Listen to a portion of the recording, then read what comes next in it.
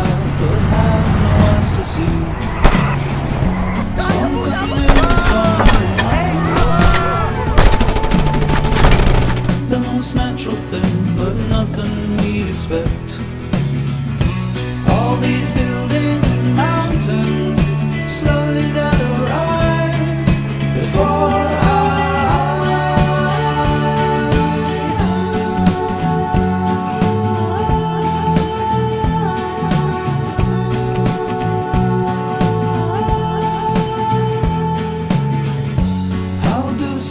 understand. We drink our wine and wonder why we're really here.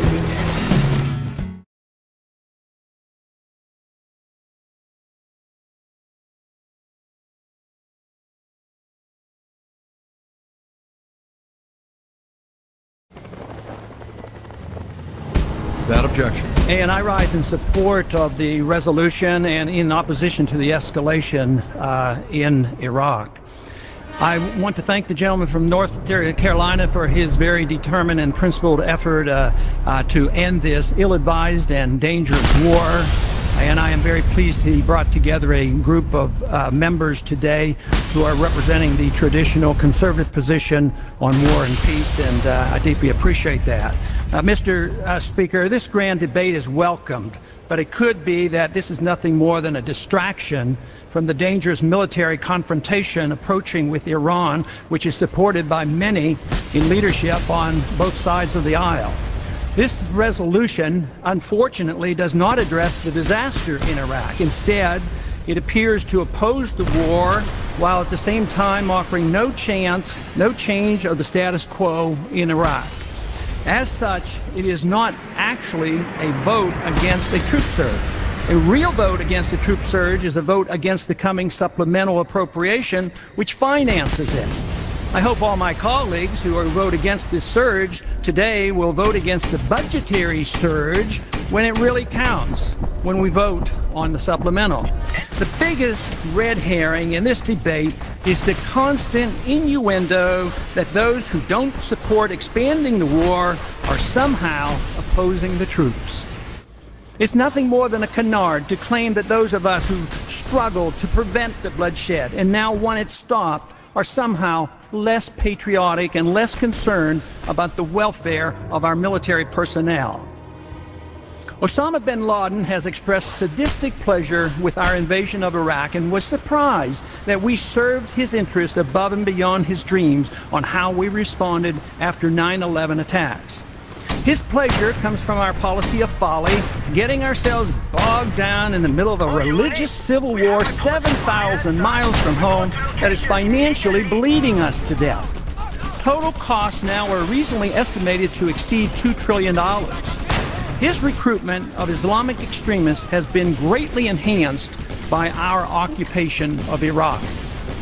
Unfortunately, we continue to concentrate on the obvious mismanagement of a war promoted by false information and ignore debating the real issue, which is this.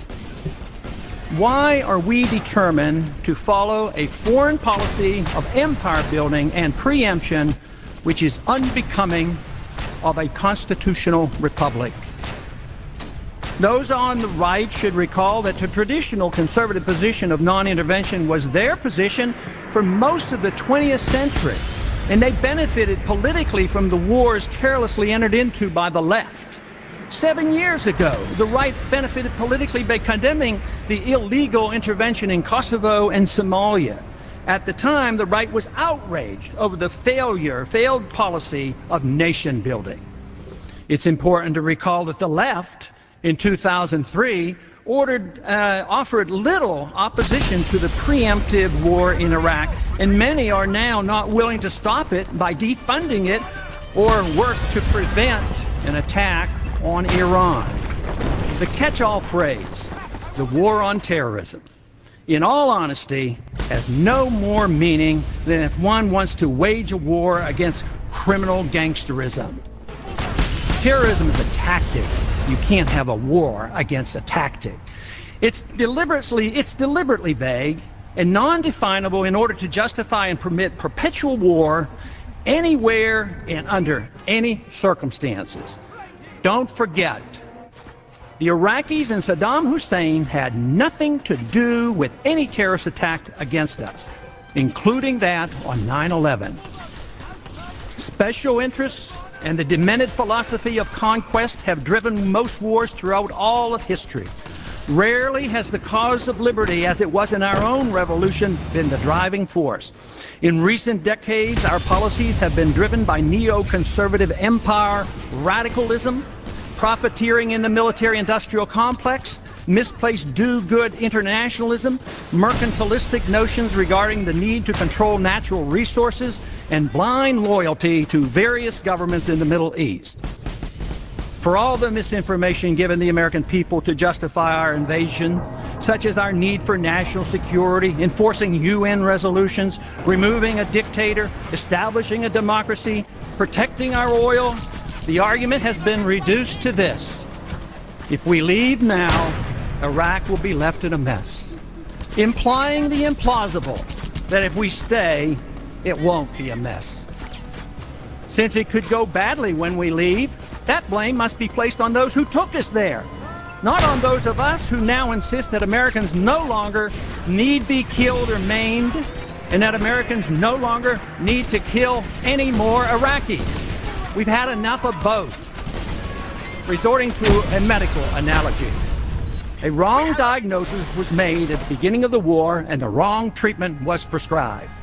Refusing to reassess our mistakes and insisting on just more and more of a failed remedy is destined to kill the patient. In this case, the casualties will be our liberties and prosperity here at home and peace abroad. There's no logical reason to reject the restraints. This time has expired.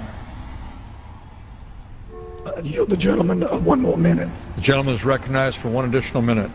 There's no logical reason to reject the restraints placed in the Constitution regarding our engaging in foreign conflicts unrelated to our national security. The advice of the founders and our early presidents was sound then, and it's sound today. We shouldn't wait until our financial system is completely ruined and we are forced to change our ways.